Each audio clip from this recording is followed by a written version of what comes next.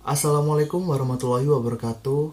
Perkenalkan, kami dari kelompok 2 akan mempresentasikan PPT mengenai konsep ketuhanan dalam Islam.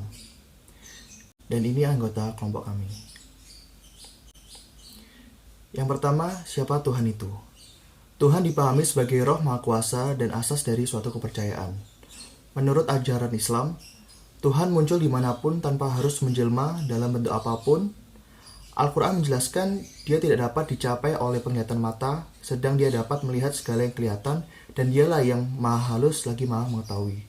Surah Al-An'am, surah ke-6, ayat 103. Menurut Ibnu Taimiyah sendiri, definisi dari kalimat ilah yang dipuja dengan penuh kecintaan hati, tunduk kepadanya, merendahkan diri di hadapannya, dan mengharapkannya.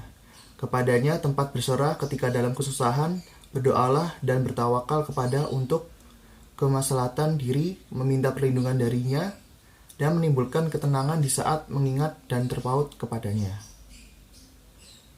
Atas dasar definisi ini, Tuhan itu bisa berbentuk apa saja. Yang dipentingkan manusia, yang pasti manusia tidak mungkin ateis, tidak mungkin tidak bertuhan berdasarkan logika Al-Quran. Setiap manusia pasti ada sesuatu yang dipertuhankannya. Dengan begitu, orang-orang komunis pada hakikatnya bertuhan juga. Adapun Tuhan mereka ialah ideologi atau angan-angan utopia mereka. Sejarah pemikiran manusia tentang Tuhan dalam pemikiran Barat. 1. Dinamisme adalah kepercayaan primitif di mana semua benda mempunyai kekuatan yang bersifat gaib atau kesaktian. Dinamisme berasal dari bahasa Yunani yaitu dinamis, yang artinya kekuatan bagi manusia primitif. Tiap-tiap benda memiliki kekuatan gaib atau kekuatan batin yang misterius. 2. Animisme. Animisme berasal dari bahasa Latin anima yang artinya jiwa atau roh. Animisme adalah kepercayaan terhadap adanya roh pada setiap benda.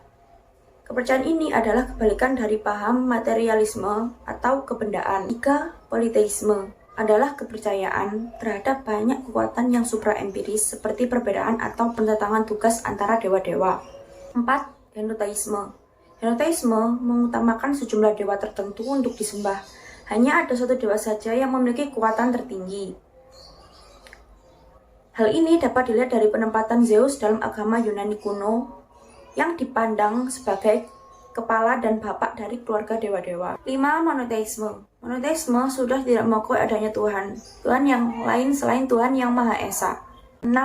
Evolusionisme, yaitu ide tentang Tuhan tidak datang secara evolusi, tetapi dengan relevansi atau wahyu. Tuhan menurut agama dan wahyu. 1. Terdapat dalam Quran Surat Al-Anbiya ayat 92 yang berisi, sesungguhnya agama yang diturunkan Allah adalah satu, yaitu agama Tauhid. 2. Terdapat dalam Quran Surat Al-Maidah ayat 72 yang berisi, Al-Masih berkata, Hai Bani Israel, sembahlah Allah Tuhanku dan Tuhanmu. 3. Terdapat dalam Quran Surat Al-Ikhlas ayat 1-4 yang berisi, katakanlah, dialah Allah yang Maha Esa. Allah adalah Tuhan yang bergantung padanya segala sesuatu. Dia tiada beranak dan tiada pula diperanakkan. Dan tidak ada seorang pun yang setara dengan dia. Fakta saintik seputar Tuhan. Tuhan itu ada, sebagaimana yang diklaim oleh para pengikut ajarannya. 1. Cara membuktikan wujud Tuhan. Ada 3 metode yang mereka gunakan. Pertama, metode yang dipakai oleh para teolog. Selain berlandaskan pada argumen akal, metode ini juga bertumpu pada teks-teks agama dan fenomena keberagaman yang lain. 2. Metode yang dipakai oleh para filosof. Penggunaan argumen akal murni merupakan ciri khas metode kedua ini. 2. Fitrah. Cara mudah mengenal Tuhan. Argumen fitrah merupakan salah satu cara termudah untuk dapat mengenal Tuhan, karena argumen tersebut bertumbuh pada esensi dasar manusia. Dari segi fungsinya, fitrah memiliki 3 kekasan utama. Yang pertama, cinta kepada kesempurnaan. Yang kedua, cinta kepada kebenaran.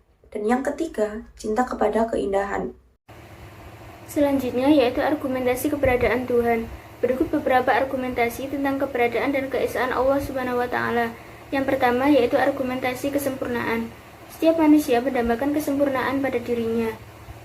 Saat manusia melihat ke sekelilingnya, maka ia menemukan tingkat-tingkat kesempurnaan dan merasa bahwa dirinya lah yang paling sempurna dari sekitarnya.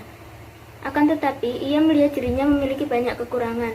Hal ini dapat menghasilkan kesimpulan bahwa ada suatu wujud yang lebih sempurna dari manusia, yang tidak memiliki kekurangan apapun. Wujud itulah yang biasa kita sebut dengan Tuhan. Yang kedua, yaitu argumentasi keteraturan. Sesuatu yang disebut teratur itu terdiri dari bagian-bagian, yang bagian-bagian itu saling berhubungan satu sama lain dan berjalan menuju sebuah tujuan tertentu. Secara jelas, kita dapat menyaksikan adanya sebuah sistem harmonis dan teratur di dunia ini. Setiap sesuatu yang harmonis dan teratur pasti memiliki pengatur. Pengatur tersebut mestilah memiliki kemampuan dan kebijaksanaan agar sistem yang mengatur alam tersebut berjalan dengan baik. Yang ketiga adalah argumentasi keterbatasan dan kebermulaan. Hanya ada dua jenis wujud, yaitu wujud terbatas dan wujud tidak terbatas. Dengan demikian, yang mengadakan segala wujud yang terbatas, pastilah wujud yang tidak terbatas, yang selalu ada dan tidak pernah tidak ada. Wujud seperti ini kita sebut dengan Allah Subhanahu wa Ta'ala. Yang keempat yaitu argumentasi kemungkinan.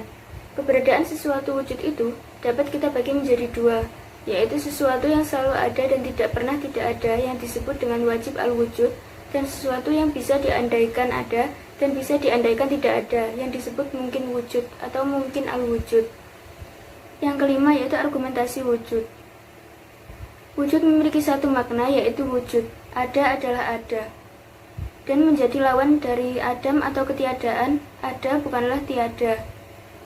Karena ada memiliki satu makna, maka ia tidak bisa diandaikan tidak ada, serta tidak bisa pula dikatakan bercampur dengan ketiadaan. Sebab ketiadaan adalah tidak ada, maka tidak mungkin bisa bercampur dengan ada. Dengan demikian, ada adalah sebuah keniscayaan. Ada yang senantiasa murni dari ketiadaan, inilah yang dikenal dengan Tuhan. Sekian presentasi dari kelompok kami, kurang dan lebihnya kami mohon maaf. Wassalamualaikum warahmatullahi wabarakatuh.